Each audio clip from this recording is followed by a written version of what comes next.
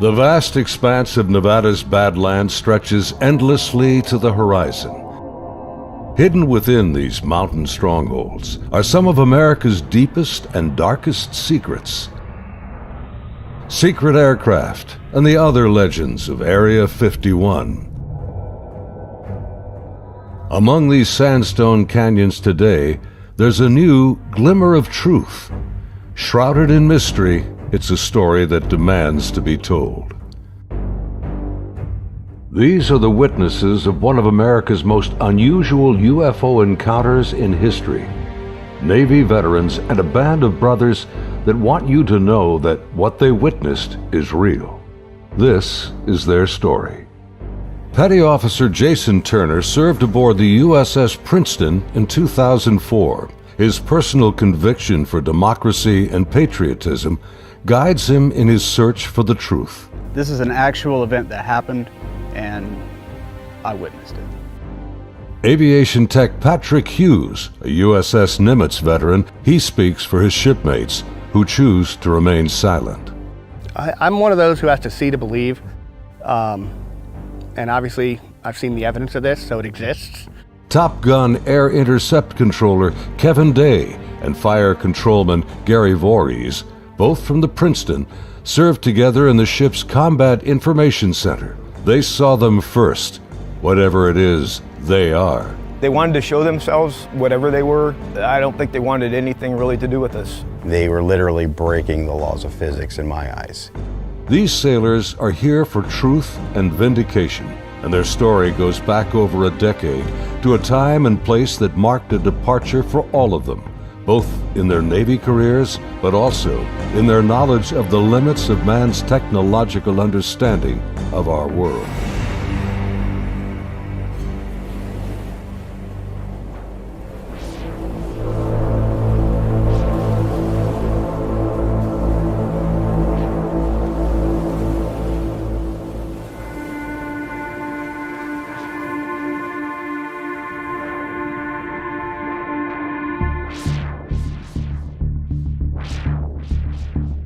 Looking out over the ocean toward the horizon, sun, sea, and sky form an endless vista, a never-ending cycle of tide, wind, and waves. Here, far from shore, strange events have unfolded. These stories stretch the boundaries of our imagination and challenge our beliefs.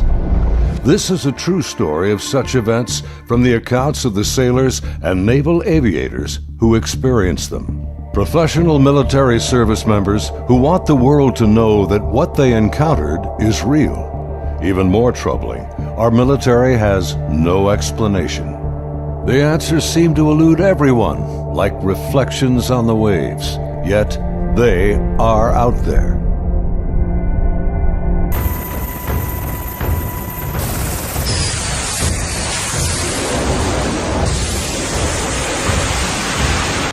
November 10th, 2004. 90 miles southwest of San Diego, California, in the Naval Operations Area, the Nimitz Carrier Strike Group and her complement of warships and the aircraft of Air Wing 11 are conducting a routine 2-week training exercise. Nearby, the guided missile cruiser USS Princeton has been tracking unknown aircraft that appear and disappear from her sophisticated Aegis radar screens. The Spy 1 Bravo radar is one of the most advanced sensors ever deployed.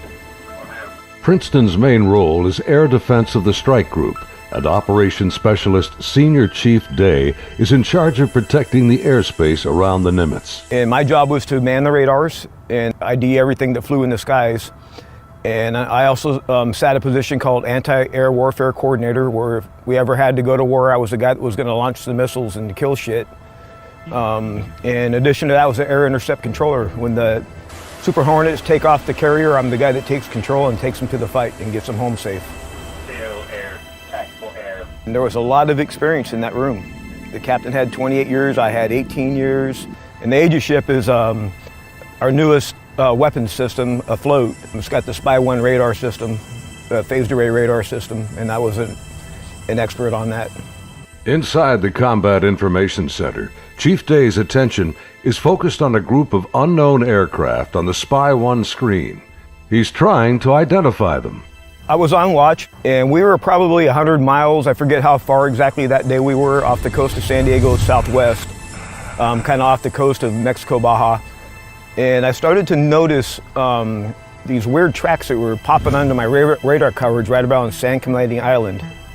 And the reason why I say they were weird, because they were appearing in groups of 5 to 10 at a time, and they were pretty closely spaced to each other. And they were 28,000 feet going 100 knots tracking south. And in the back of my mind, I'm thinking, that's kind of odd. I mean, I don't know anything that flies like that. They weren't on the comm air routes, the commercial airline routes. I wasn't really that concerned about them. I didn't consider them hostile for any reason at all. Another watch or two, as I'm watching, the same formation appeared again. And over the course of 3-4 days, it probably counted up to that point, groups of 5 to 10 at a time. There were probably 50, 60 tracks by then. Today, Kevin and Gary are still looking for answers. They've known each other for over a decade since their Navy days. Gary was a third-class petty officer and fire controlman back then. I worked on the Aegis computer system on a CG-59 guided missile cruiser, the USS Princeton. I'm in charge of CEC and data recording and maintaining and operating all the mainframes that run the system. They're both becoming increasingly frustrated in their attempts to ID the strange aerial objects, which have no transponders and fit no known flight profiles. The guys that work on the Spy 1 Bravo radar, they had come across and said they needed to take the system down for recalibration because they were getting clutter or ghost tracks, and they needed to recalibrate to get rid of them. Then once they did finish all that recalibration, bring it back up, the tracks didn't disappear. They were still there, but they were actually sharper and clearer. They were doing diagnostic tests on everything we had to make sure it was not a system malfunction. And it turned out that it wasn't. These were actually real objects. I had the highest spy track quality possible on these contacts. In this situation, I actually started recording on all 4 tapes at the same time. That way, it was a one continuous loop, and I was just replacing them as they were, becoming full. We failed utterly to identify these things. It didn't meet any of the parameters for anything that was known. In some cases, they seem to descend from space and then suddenly plunge to near sea level in seconds. Coupled with the unidentified nature of the craft and lack of clearance, these extreme flight observations are very troubling to the crew assigned to protect the carrier group from aerial threats. Sunday, November 14th, morning. The Nimitz deck crew is busy launching FA-18F Super Hornets, helicopters, and E-2 Hawkeye early warning planes. The mission? Simulated air defense, or ADEX training over the Pacific. The winds are calm, the skies are clear, a near perfect day for flying.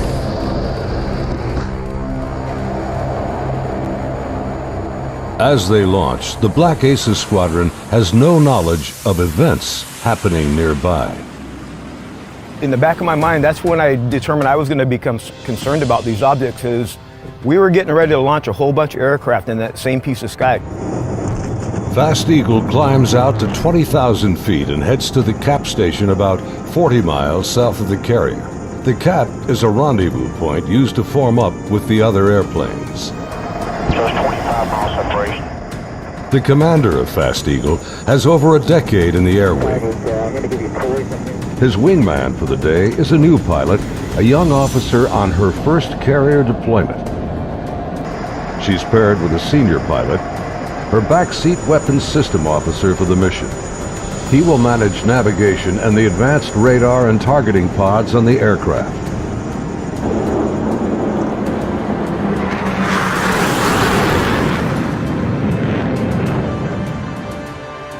Overhead, an E-2 Hawkeye from the Wallbanger Squadron is on station directing the aircraft. Banger provides eye-in-the-sky command and control during carrier flight operations. Back in the Combat Information Center on Princeton, the mysterious objects are back. And today is the first time Senior Chief Day has jets in the air that can intercept the mysterious aircraft. Seeing these contacts, Captain Smith orders me to intercept one of them. So I went back to the console. I picked the closest one that was to us, and I had intended to let the Hawkeye do the intercept because they already had control. It was just easier. Day briefs the captain, and they agree to send the Hornets. The air intercept controller aboard Princeton, call sign Charlie, radios the Hawkeye and takes control of Fast Eagle. Banger, Charlie. Charlie, this is Banger, good. Banger, Charlie. Do you hold unknown air contact, bra, 270-48, 28,000 feet, bogey. Charlie, Banger, negative. Radar picture is clean.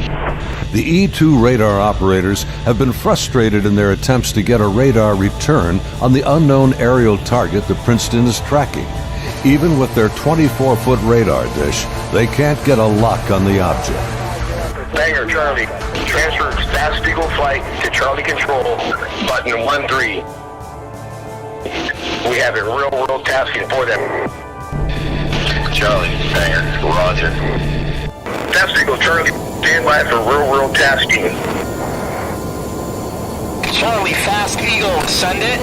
We vector towards that position in the sky, and real quiet on the radio. I'm just giving them bra calls, which is bearing range altitude, to these unknown bogey group. And basically I'm just telling their crew where the object is, the bearing from them, and the range from them, and the altitude so they can drive towards it. Contact bra 270-41. 20,000 feet, bogey, snap, 270, over. Roger, bearing 270, 41 miles. 100, go trail. 100. Say state. State 12,000 pounds. Clean, do you have it? I'm trying to get a track on it now. They sent link 16, but my radar picture is clean. The next radio call takes everyone by surprise. Fast Eagle 110, say loadout. 110, what's your weapons loadout? Yeah, the tactical action officer, the TAO, jumps on the radio. Her name was Lieutenant Elders, and she just point blank asked the Fast Eagle flight if they were carrying any type of weapons. And there was a stunned pause on the radio. Wings clean, Princeton. We just have CAT-M training missiles, and they're not coming off the rail. We're in an exercise environment, and the last thing we wanted to do is start shooting stuff. Now the controllers have the pilot's undivided attention. Normally, the squadron doesn't carry live ordnance when training. What do you guys think that was about? What, about the loadout? I have no idea. Maybe it's drug runners or something. Yeah, it could be. Or a lost assassin out of SoCal. I don't like this. Fast Eagle, Charlie, contact bra 160-34, 8,000 feet, bogey.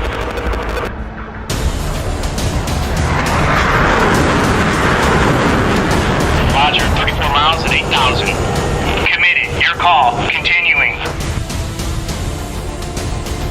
As Fast Eagle approaches the target, they see nothing unusual. Their onboard radars can't get a lock on the object. Fast Eagle, Charlie, bra 160-10, 8,000 feet. Roger.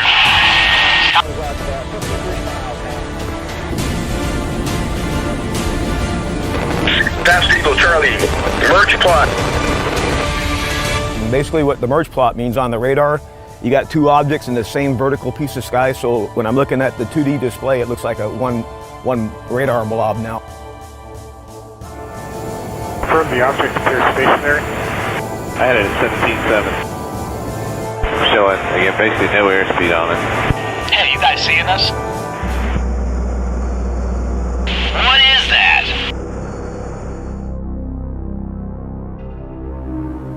As the Super Hornets approach the target, they see a disturbance on the ocean surface. It's about the size of a 737, and it looks like something could be just below the surface. 100, anchor here, Angels 24. Roger. We're observing something in the water here, possibly aircraft in the water at the merge plot, just north of our position, about 2 miles. Charlie, roger. I'm descending to Angels 14 to take a look. Do you think that's our unknown? Man, not sure. Radar's clean. As soon as he got to the merge plot position, the object that he was intercepting dropped from 28,000 feet down to 50 feet above the water in 0.78 seconds, as I found out later the next day. As the Super Hornets get closer to the ocean disturbance, he suddenly spots another craft above it, a much smaller white object with an oblong shape, hovering, then darting just above the waves.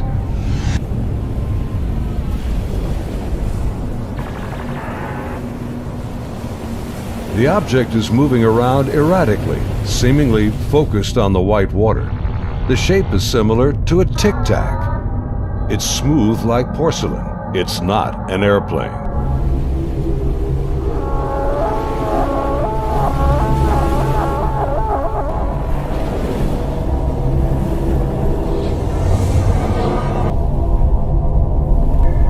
Suddenly, the object begins to rise into the air.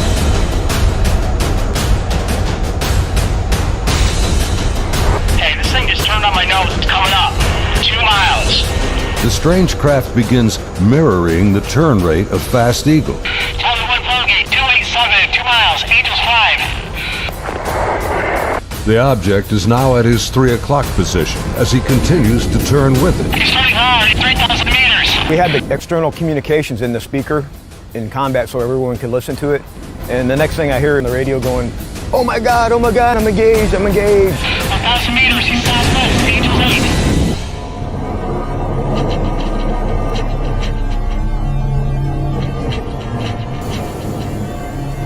The commander is now about a mile away as he maneuvers his Hornet to get behind the unknown craft. It's about the size of an F-18, about 47 feet long, and it has no wings. As the dogfight unfolds, he quickly turns and dives to bring his jet's nose ahead of the object to close the distance.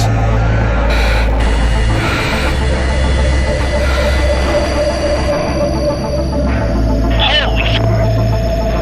It jumped! 1,000 meters, he's...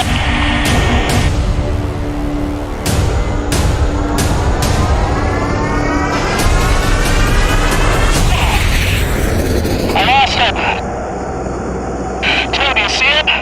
Suddenly, the tic-tac rockets past. It's gone beyond the horizon in the blink of an eye. I saw it go 137. No tally. That didn't just happen. Say again. Fast Eagle Charlie, sir, you're not going to believe this, but the bogey group is now back at your cap station.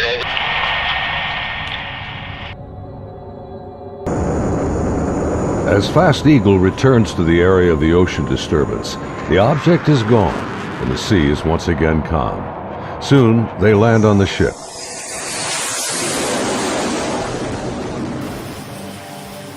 Back on board Banger, the flight crew has been listening to the radio transmissions from Fast Eagle. The crew has been tracking the intercepts on their advanced display systems called the CEC. One of the radar operators, who wishes to remain anonymous, describes hearing the fear in the pilots' voices, and he knows this is no drill.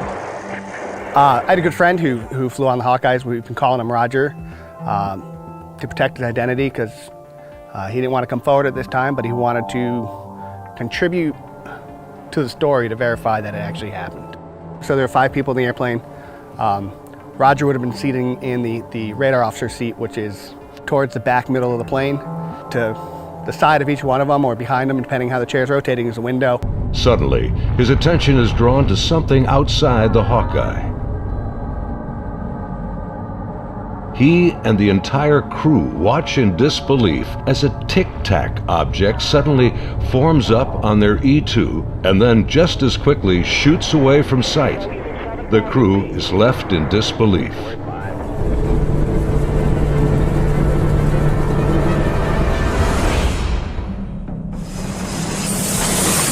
As Banger returns to the ship, the crew is shaken. The highly unusual events are troubling, but what happens next has haunted them to this day. U.S. Navy officers quickly arrive and escort the aircrew to a secure space on the ship. As the crewmen begin to take off their flight gear, an officer begins the debriefing by telling them this event did not happen, and they are given non-disclosure agreements to sign. They are warned to never discuss this event again. Again, we're preparing for the air defense exercise. So now we got all the squadrons launching off the carrier because they're all up going to do their functional check flights. Senior Chief Day watched in disbelief as the Tic Tac UFOs reacted to the incoming fighter jets. All the objects in the sky, they all dropped out of the sky from 28,000 feet down to 50 feet. Based on the Spy 1 Bravo radar system, the object descended at over 24,000 miles an hour. It was unbelievable because normally what would happen if a normal aircraft did that? First of all, it would fly apart. It wouldn't be able to withstand the G-forces, and there would be multiple sonic booms. It would be boom, boom, boom, boom, boom, boom, boom, boom, boom, and this did not make any sonic booms. From what I observed, I saw that it went from, right around between 25 and 30,000 feet down to sea level and below sea level. Contact, tag number 042. Below sea level was confirmed to me by the actual sonar techs that were in combat, in communications with other techs that had said they had an active track on it under the water.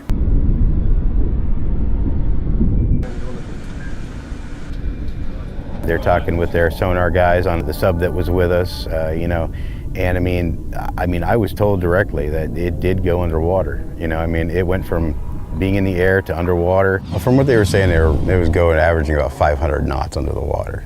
So it did slow down when it hit the water, but it didn't affect it inertially. After the intercepts, both Kevin and Gary climbed up to the ship's bridge wing to get a better view of the objects through the binoculars. We'd go up to the bridge wing and look at them through the big eyes, which is heavily magnified binoculars that are out on the bridge wing of the ship. Even when I was off watch, I was usually up in combat anyway, and I was sitting at the console. I just picked the closest object to us, and I got the relative bearing from the ship, slave over to the relative bearing at about the right altitude, and saw this white light in the sky. The movements were smooth to erratic. They just moved from one point to another. It was always a very sharp and clean movement. It always felt like a constant speed, not like speeding up. Just it needed to go to that point, and it decided to do it at this speed. And then it would just go from nothing to the speed they were going to go, and then stop at the next point. Meanwhile, back on the Nimitz, aviation tech Patrick Hughes is working to secure the classified data recorders from the Hawkeye that encountered the Tic Tac. We pull out their hard drives. We call them RMCs. We call them bricks because they physically heavy like a brick. But they contain the software to run the airplane. And they also record a lot of the data that the aircrew sees during the flight. So we take the removable stuff, we take it out, we go downstairs, back to our shop. Patrick's job involves tracking the chain of custody of the hard drives. Then we open up the safe, put them in the safe. We've got tracking sheets so we know what RMCs are on what airplane. We know who signed them out, who put them in the airplane, who took them out of the airplane. As he gets ready to wrap up the mission, there's a knock on the door. Our commanding officer's there, two other guys in flight suits, so I'm assuming we're Air Force officers because I'm pretty sure that's the insignia they had on. But they were not on the ship earlier. I did not see them come on the ship, so I'm not sure how they got there. But the skipper basically said, I need the bricks off the flight. We opened the safe, we put them in the bags. He took them, he took his two anonymous officers and left. The officers, with the classified hard drives in hand, soon board an HS-60 Seahawk helicopter and leave Nimitz.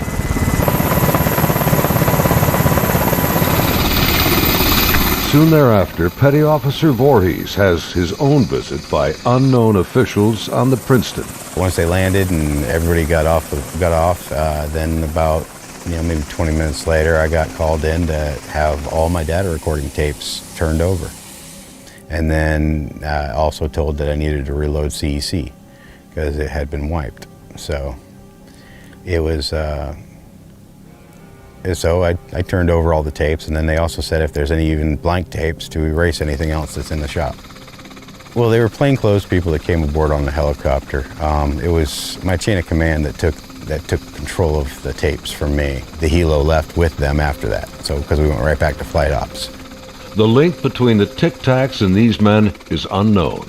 How they became aware of the UFO encounters and how they arrived so quickly on board after the event is also a mystery. The video you are now watching is the actual gun camera FLIR footage of the Tic Tac taken by a later flight. This is the first video ever released by the U.S. government showing military planes engaging UFOs. The advanced targeting pod, known as ATFLIR, works in both TV mode and infrared mode. The film reveals no control surfaces, no exhaust plume, a uniform heat signature, and no visible means of propulsion. Gary and his shipmates saw the FLIR film on their consoles and on the secret LAN aboard the Princeton. It was a much clearer video. You could see the shape of the ship. You could see it, moving. I tried to go and get a disc to come make a copy of it, and by the time I got back, it was already off of our hard drive, off the secret LAN.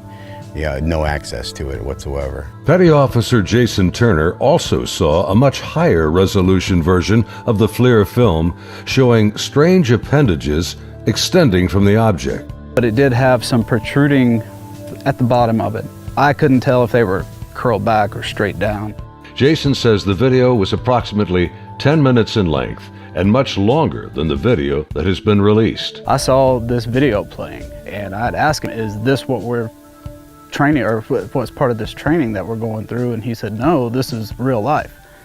And when I saw it, it was a very clear image, a very clear video, and this thing was going berserk, like making turns, like it's incredible. The amount of G-forces that it would put on a human that this thing was doing. The jets were like trying to trail this thing, and it would just run off and leave them. It would just gone, and then it would come back, and then you would see it, and then it made a maneuver, like they were chasing it straight on. It was going with them. This thing stopped, turned, and just gone. That's the only way to describe what it looked like. Dude, this is a fucking drone, bro. There's a whole fleet of them. Look on the ASA. My gosh. Just 11 years later, fighter jets from USS Roosevelt filmed this anomalous object in 2015. Well, if there's look at that thing. It's rotating.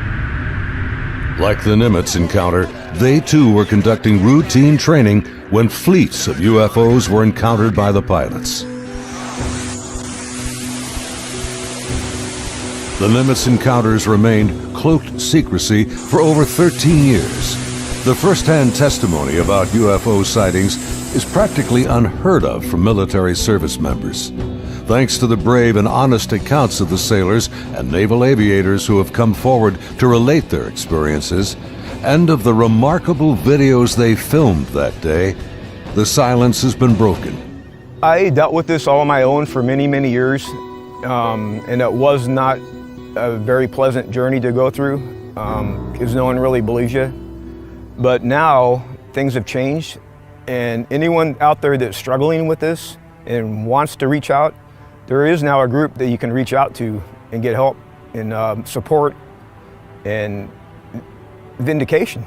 It's honestly been a little relieving to be able to actually talk about it and how important that event really was, and not just keep blowing it off.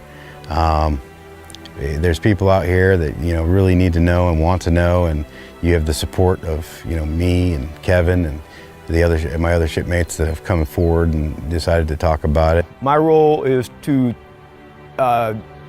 describe the story and convince people that yes, this event really happened and these objects were really real, but what they are, I have no idea.